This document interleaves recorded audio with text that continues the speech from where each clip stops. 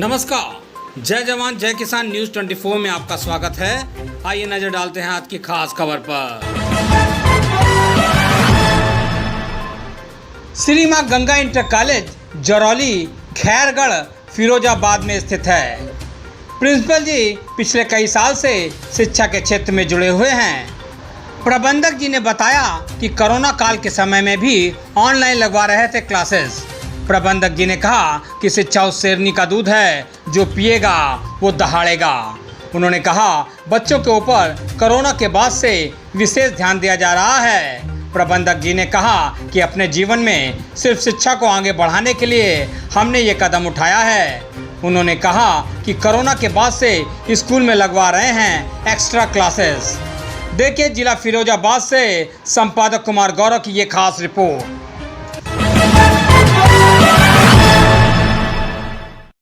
नमस्कार, आप देख रहे हैं जय जवान जय किसान न्यूज 24 में कुमार गौरव। आज मैं हूं जिला फिरोजाबाद में। फिरोजाबाद का एक विद्यालय मां गंगा इंटर कॉलेज जरौली खैरगढ़। हमारे साथ बात करने के लिए उपस्थित यहाँ से प्रबंधक महोदय। बात करने और जानने का प्रयास करूंगा, चूंकि पिछले 2 साल कोविड का समय रहा, कोविड के बाद एक बार नई शुरुआत हुई है। जानने का प्रयास ये भी करूंगा कोविड के बाद, कोविड के समय क्या क्या चैलेंजेज रहे, संस्था ने क्या क्या चैलेंजेस फेस करे, बच्चों में क्या क्या चेंजेज आए हैं, आने वाला जो समय है नया सेशन स्टार्ट हुआ है, संस्था ऐसे क्या क्या एफर्ट करने वाली है जिससे कि एजुकेशन का जो भी गैप रहा उसको रिकवर कैसे करेंगे। ऐसे बहुत सारे मुद्दों पे बात करने के लिए उपस्थित हैं। सर, सबसे पहले तो आपका स्वागत है। धन्यवाद। सर, 2 साल कोविड का समय, कोविड के बाद एक बार नई शुरुआत हुई है, कैसे रहे 2 साल, क्या क्या चैलेंजेस फेस करें? देखिए, वो समय जो कोरोना का काल चल रहा था उसमें विद्यालय की जो रूपरेखा थी, जिस तरह से चलना चाहिए था, वो सुचारू रूप से नहीं चला। ही तो मालूम है, समय समय पे स्कूल कॉलेज बंद होने लगे, खुले बंद हुए। लेकिन जब ये अनियमितता बनती रहती है तो पढ़ाई में कहीं ना कहीं शिथिलता आई जाती है। बच्चों के प्रति, बच्चे आ रहे हैं नहीं आ रहे हैं, असमंजस की स्थिति, कहीं छुट्टी ना हो जाए, तो पढ़ाई में तो बच्चों का हित काफ़ी हुआ है जी। और मैं समझता हूँ इसकी पूर्ति करना समय के साथ या समय काफ़ी लगेगा उसमें, क्योंकि जो समय निकल गया, हालांकि उन बच्चों की क्लासेस जो थी वो कंटिन्यू बढ़ती रही। जी, आपने देखा था कोविड के समय ऑनलाइन क्लासेस का, उसके बाद बहुत ज़्यादा वो रहा, तो क्या मानना है आपका, ऑनलाइन और ऑफलाइन में सबसे ज़्यादा इफेक्टिव क्या रहता है? देखिए, रूरल क्षेत्र का स्कूल होने के नाते हालांकि ऑनलाइन की व्यवस्था कर रखी थी, लेकिन गाँव में, ग्रामीण अंचल में गांव के बच्चों के गार्जियंसों के पास मोबाइल एंड्रॉयड फ़ोन होने की असुविधा कुछ हैं, तो उनकी समय की पे बच्चे हैं घर पे पढ़ने के लिए, तो वो सारी, मतलब एक तरह से मैं ये कहूँ कि बहुत अच्छी तरह से नहीं चली ऑनलाइन पढ़ाई, वैसे ही चली एक तरह से। क्या लगता है आपको, क्या क्या एफर्ट करने पड़ेंगे आपको जिससे कि एजुकेशन का जो भी गैप रहा उसको रिकवर कैसे करें? अब उन बच्चों को जिनकी पढ़ाई नहीं हो पाई है, क्लास तो चेंज हो गई, ऊपर कुछ क्लास में पहुंच गए हैं, उनके लिए या तो हम लोगों ने जो व्यवस्था की है कुछ एक्स्ट्रा क्लास की थी, या नॉर्मल बच्चा है या वीकली ज़्यादा वीकली बच्चा है तो उसको हमने छांटा अलग, उनको 1 घंटा या जो भी समय प्रोवाइड हो पाया उनको एक्स्ट्रा समय दिया। कोविड के समय गवर्नमेंट का किस तरीके का सहयोग रहा वित्तहीन विद्यालयों के लिए? मेरी समझ से तो कोई सहयोग नहीं रहा गवर्नमेंट की तरफ से, तो हम लोगों को या वित्त विहीन कॉलेज वालों को अलग से तो कोई सुविधा नहीं दी गई।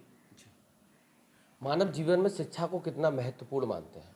मानव जीवन अगर सही ढंग से देखा जाए तो मनुष्य है, बुद्धिजीवी है, बिना शिक्षा के संभव ही नहीं है, इसलिए शिक्षा तो सर्वोपरि है।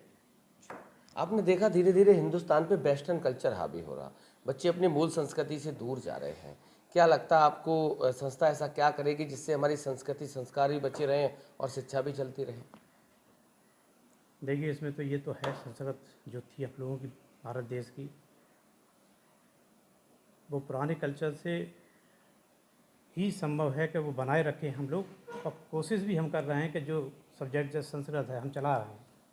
हालांकि सब्जेक्ट है ये वो चल रहा है, ये संस्कृत विषय ही केवल इसीलिए चलाया जा रहा है कि वो जो है पुरानी धरोहर हैं वो बनी रहें, चलती रहें। और जो वेस्टर्न कल्चर आ रहा है उसका भी इस समाज में अच्छा परिणाम नहीं आ रहा, ये तो है। निश्चित रूप से देखा जा रहा है कि उनके परिणाम दुष्परिणाम ही आ रहे हैं। पेरेंट्स से क्या संदेश आपको क्या कहना चाहते हैं पेरेंट्स के लिए? यहाँ जो ग्रामीण अंचल के पेरेंट्स हैं, मैं उनको ये कहना चाहूँगा कि अपने बच्चों का जो भी धरोहर है, वो बच्चे हैं, उनको पढ़ा लिखा के उसको उन सक्षम स्थल पर पहुँचा दें कि जो अपने पैरों पर ठीक रूप से खड़े हो जाएं, अपना जीवन यापन बढ़िया तरह से कर सकें। सर आखिरी सवाल, नवरात्रि का पर्व है, उसके बाद दीपावली का पर्व आ रहा, बुराई पे अच्छाई की जीत, क्या शुभकामनाएं देना चाहिए? मेरी सभी देशवासियों को, अपने इष्ट मित्रों को हार्दिक शुभकामनाएं देता हूं और कोशिश करता हूं कि अच्छे कामों पे चलकर रह के ही बुराइयों पे जीत हासिल की जाए। जी, बहुत बहुत धन्यवाद सर बात करने के लिए, समय देने के लिए। इस तरीके से भी दिखाया था कि मां गंगा इंटर कॉलेज के प्रबंधक महोदय से हमारी वार्तालाप हुई थी। बहुत बारीकी से उन्होंने बताया कि कोविड के समय क्या क्या चैलेंजेस, क्या क्या परेशानियां रहीं। अभी विद्यालय का परिवार हमारे साथ शिक्षक खड़े हुए हैं, सो इन लोगों से भी जानने का प्रयास करूंगा कि कोविड के समय क्या क्या चैलेंजेस रहे और पर्सनली क्या क्या चैलेंजेस फेस करने पड़े। सर क्या नाम है आपका? रजनी शर्मा। मैम कौन सा सब्जेक्ट आप पढ़ाते हैं? इंग्लिश पढ़ाते हैं। काफ़ी समय से आप शिक्षा से जुड़े हुए हैं, क्या ऑब्जर्वेशन आपका क्या रहा कोविड के बाद जो नया सेशन स्टार्ट हुआ है, कोविड से पहले और कोविड के बाद में बच्चों में क्या क्या चेंजेस आपने ऑब्जर्व करे? कोविड के बाद बच्चे वो जो भी देखा तो बाकी काफ़ी बैक में चले गए हैं, क्योंकि उन्होंने घर पे पढ़ाई भी नहीं की। कुछ लोग बच्चे ने, पेरेंट्स गार्जियंस ने ध्यान नहीं दिया, तो बाकी उन्हें काफ़ी एक्स्ट्रा क्लासेस देनी पड़ रही हैं, बहुत उन्हें काफ़ी करना पड़ रहा है, तो बाकी बच्चे काफ़ी डीपली में चले गए। क्या नाम है? नाम क्या है? राहुल यादव। राहुल जी, क्या लगता है कितना समय लगेगा जो एजुकेशन का गैप रहा उसकी भरपाई करने में? अगर हम लोग सब साथ में सहयोग करेंगे तो बहुत जल्दी इनको कवर कर लेंगे। सर क्या नाम है? ममतेश जैन।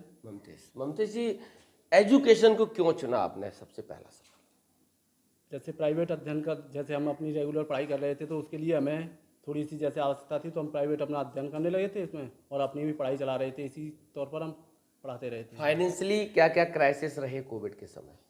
काफ़ी मेहनत करनी पड़ी थी, जैसे स्कूल तो बंद हो ही गए थे, बच्चे भी नहीं आ पा रहे थे, स्कूल में फीस भी नहीं आ पा रही थी, फीस नहीं मिल पा रही थी, फिर भी बच्चों के साथ जुड़े हुए थे, बच्चों की काफ़ी मेहनत करवा रहे थे, बच्चे भी यानी पेरेंट्स से लगे हुए थे कि पेरेंट्स भी जी घर पर देखें, बच्चों को पढ़ाएं। जी हमारे साथ और हैं। सर क्या नाम है आपका? राजपाल जी। राजपाल जी, काफ़ी अनुभव है आपके पास शिक्षा से जुड़े हुए काफ़ी समय से, क्या महसूस किया बच्चों में, क्या क्या बदलाव आया?